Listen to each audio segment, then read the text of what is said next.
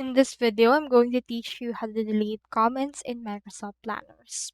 Now, in order to do that, you first need to head over to planner.cloud.microsoft.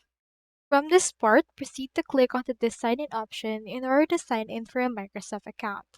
Now, do take note that personal accounts are not supported for Microsoft Planner, so if you have an organization account or a team account, just head over and use that. So here I have in here my actual Microsoft Planner. So head over right here into this part and make sure to actually sign in. I have in here my plans. So choose right here the plan that you wish to open. From in there, you can sign it right here. So just choose right here the task that you have in here, a comment. So as you can see, you can either add attachments or checklists, but comments are not yet available. So proceed to just input right here some notes that we have right here. And then in order to remove those notes, as you can see, those notes will be added right here.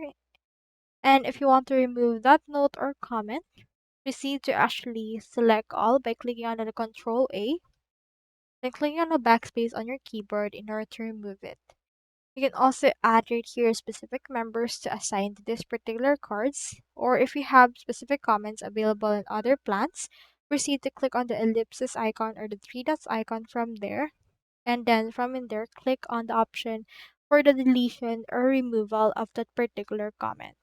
So from there, just choose either way in order to actually delete the comment for that particular task. So that's all there is today. And if you have any questions, don't hesitate to comment them down below into our comment section. If you have any topics that you wish to discuss as well, comment them down as well and we'll try to do them. Thank you so much for watching.